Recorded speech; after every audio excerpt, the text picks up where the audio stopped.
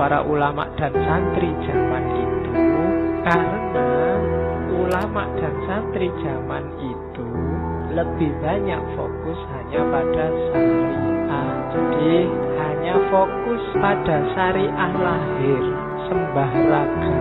Orang disebut baik kalau aktivitas lahiriahnya kelihatan baik, sudah cocok sama syariat. Kalau naik motor kok tidak pegangan tangan, alhamdulillah itu berarti naik motornya syar'i. Apa-apa diukur hanya kelihatannya. Dan dogma, dalilnya ada loh. Dalilnya apa sih? Ayatnya mana sih? Itu dogma. Yang kedua, ketakutan. Awas kamu kalau begitu, neraka paling bawah lapis 7. Itu ketakutan. Jadi orang diancam terus. Dan yang ketiga, rayuan surga. Jadi orang dirayu dengan surga, diancam dengan neraka, tahu dipageri dengan dalil dan dogma. Modusnya selalu itu. Dan akhirnya jatuhnya hanya pada yang lahiriah. Sibuk nyari mana halal, mana haram, asek lahirnya saja. Ada apa-apa ditanyakan fatwanya, ini halal apa haram, dalilnya mana, dasarnya apa. Itu dogma. Dan itulah yang dikritik oleh Siti Jenar. Bukan salah, cuma masa itu tok agama ini? Masa agama hanya syariat, hanya lahiriah, hanya itu saja, berhenti di surga, neraka, dan ayat? Apakah itu tujuan adanya agama? Seolah-olah kalau sudah tahu mana halal, mana haram, selesai. Banyak ulama, banyak santri yang berhenti di syariat. Berhenti itu padahal tidak cukup itu sebenarnya. Maka para wali jarang fokus di syariat. Kenapa? Syariat itu cuma terminal awal yang harus dilampaui. Nah, ini loh kritiknya Syekh Siti Jenar. Yang kesinggung jangan marah. Kan sekarang banyak orang marah-marah. Katanya Syekh Siti Jenar gini, syahadat, sholat, puasa itu sesuatu yang tidak diinginkan, jadi tidak perlu. Ini kalimat ini trik. Siapa yang tidak menginginkan? Kita itu diperintahkan kelihatannya berat. Lagi enak-enak nongkrong, ada. Aduh, lagi asik ngobrol, ada. Ya kan, kayak beban luar biasa. Nanti sholatnya di mana ya? Susah sekali. Selalu ribut dengan sholat. Itu menunjukkan sholatnya masih beban, bukan kegembiraan. Jadi sholat diakui atau tidak, jangan tidak kita inginkan. Puasa kan juga begitu.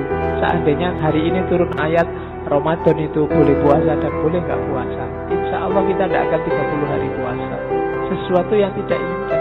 Dan sesuatu yang tidak kita inginkan itu berarti kita tidak rela, tidak ikhlas. Jadi tidak perlu. Banyak loh ayat yang bunyinya begini, kamin so'imin, berapa banyak orang puasa yang hanya dapat jual atas.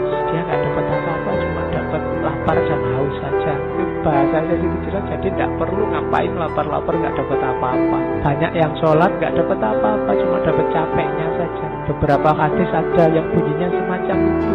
Itu sebenarnya senada dengan kalimat ini. Syahadat, sholat, puasa itu tidak diinginkan, tidak perlu. Wong terpaksa semua. Mana ada nilai perbuatan yang terpaksa.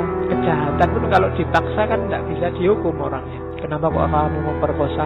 Saya diancam ya Pak. Kalau nggak memperkosa, dibunuh saya. Itu kan dia tidak bisa disalahkan, diancam, terpaksa. Yang kedua, ada pun zakat, naik haji ke Mekah itu palsu semua. Kenapa yang zakat dan haji disebut palsu? Karena seringkali jadi media untuk pamer. Haji itu kan kadang-kadang jadi media pamer yang luar biasa. Sudah haji Pak? Sudah. Bagus, sudah. Zakat juga begitu.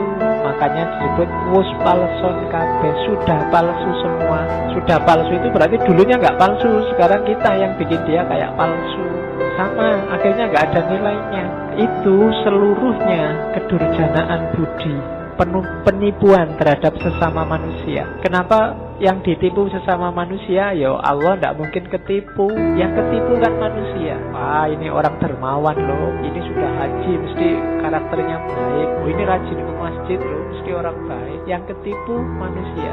Dan orang yang menipu manusia itu durjana budinya, akhlaknya rusak. Orang-orang dungu yang mengikuti aulia karena diberi harapan surga di kelak kemudian hari, itu sesungguhnya keduanya orang yang tidak tahu. kebanyakan orang-orang semacam ini ya tidak ngerti ilmunya, hanya ikut-ikutan sholat, zakat, puasa, haji. Yang lain sholat ya sholat, yang lain zakat ya zakat, yang lain haji ya haji. Ilmunya tidak ngerti. Jadi ajang pamer pencitraan bahwa saya sudah religius loh, aku ini orang soleh loh, dan seterusnya. Palsu semua.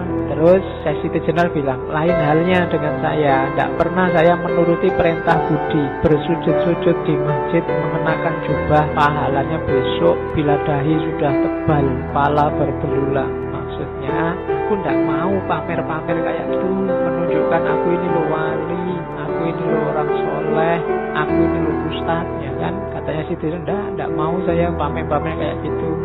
Pamer dahi segala. Ini gak nyindir siapa. Kalimatnya memang begitu. Sesungguhnya itu tidak masuk akal.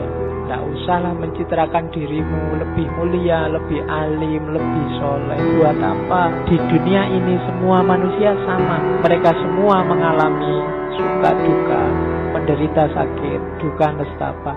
Tidak beda dengan yang lain. Kita itu sama saja. Makanya tidak usahlah saling mencitrakan. Oleh karena itu saya Siti Jenar hanya setia pada satu hal saja, yaitu Gusti Zat Maulana.